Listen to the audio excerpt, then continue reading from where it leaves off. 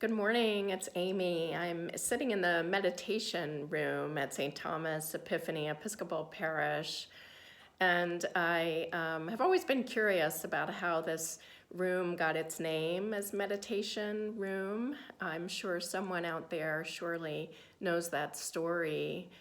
What many of you may not know is that meditation, and in the Christian tradition, we call it centering prayer or contemplative prayer, has a long, rich history in the Christian tradition. Many of us might know mindfulness or meditation practices from our secular work, our jobs, our wellness practices, or from the incredibly rich meditation tradition in the Buddhist tradition.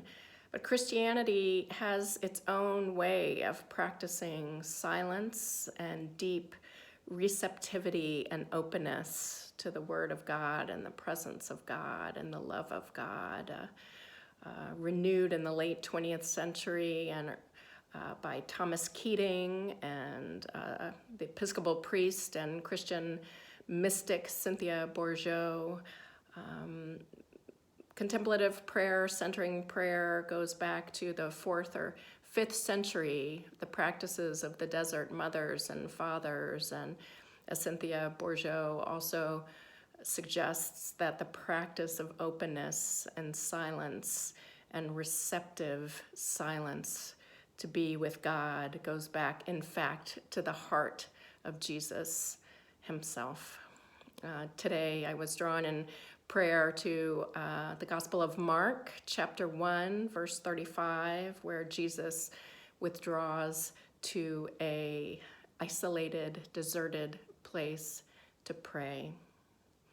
There's a very famous story among practitioners of centering prayer, and it goes like this. Thomas Keating, a monk who taught centering prayer for many, many decades, was holding a teaching on centering prayer, and there was a woman there who was a very high achiever, achieve. And as they practiced centering prayer, which was 20 minutes of self-emptying, of self-negation to some extent, of not thinking, of being fully present in the moment. Very, very hard to do, as many of you have experienced. This woman said after the 20 minutes, she said, "Thomas Keating, I have failed at centering prayer because 10,000 thoughts arose in this 20 minutes. And Thomas Keating smiled and with great joy said, "You were given 10,000 opportunities to return to God." 10,000 opportunities to return to God. I love that story.